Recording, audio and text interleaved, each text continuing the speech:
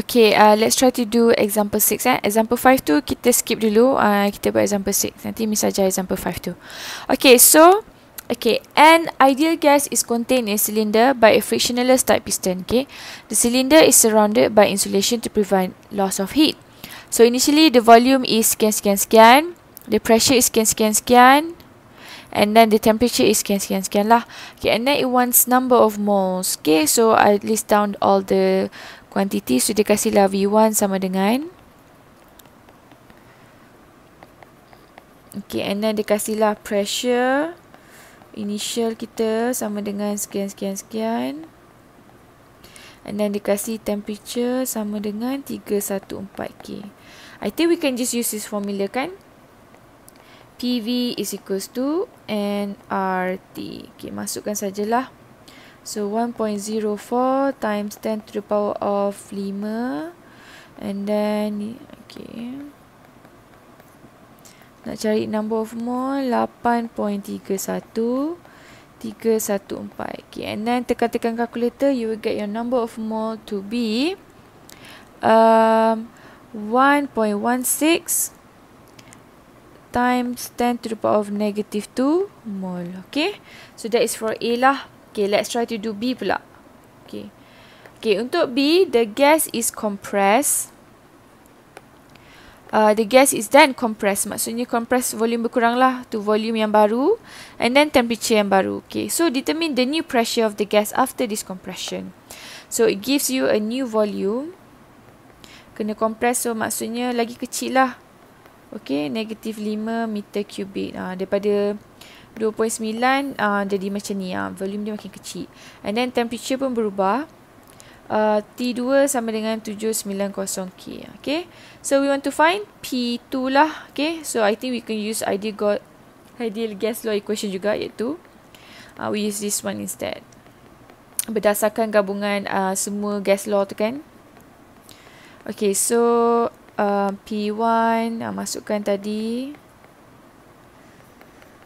Okay, and then V1 kita 2.9 darab 10 kuasa negatif 4 over, and then we want to find our P2, right? So V2 sama dengan 2.9 darab 10 kuasa negatif 5 over 790. So tekan calculator.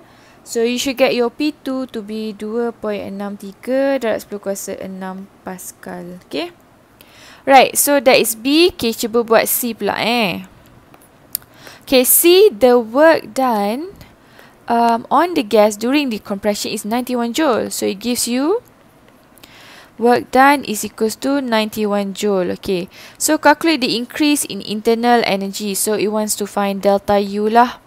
Okay, I think we can just use the thermodynamic first law, iaitu Q sama dengan delta U plus W. But, okay, can you boleh fikirkan tak ni proses apa? So we have isothermal, isobaric, isovolumetric and adiabatic kan.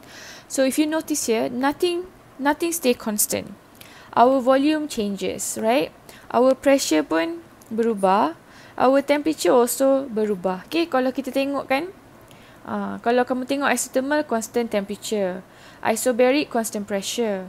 Isovolumetric, constant volume. Tapi adiabatic ni semua benda berubah. Tak ada benda pun yang constant.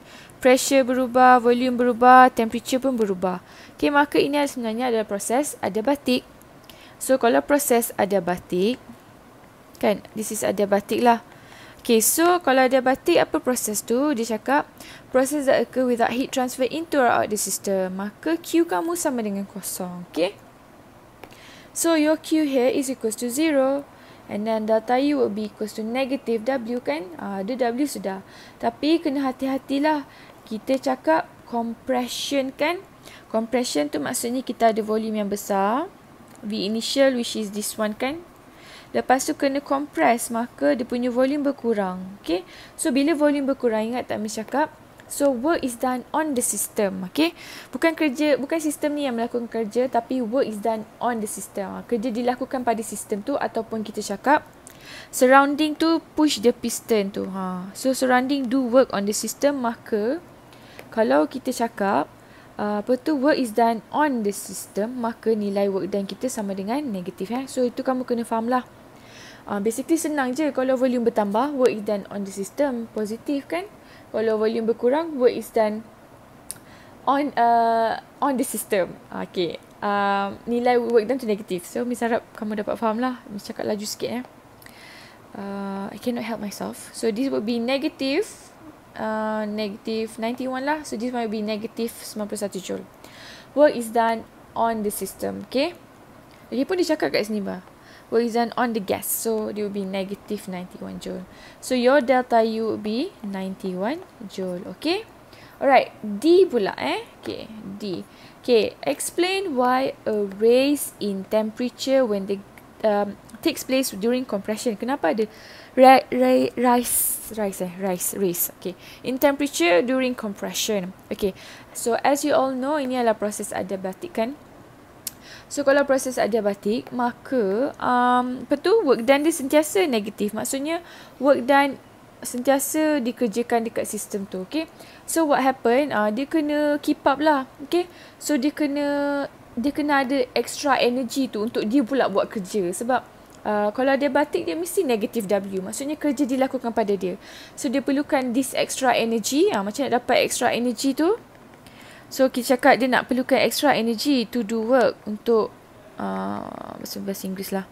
Extra energy to do work. Sebab kenapa? Sebab adiabatik ni work done tu sentiasa negatif. So bila kita nak extra energy tu, so kita kena increase temperature lah. Okay.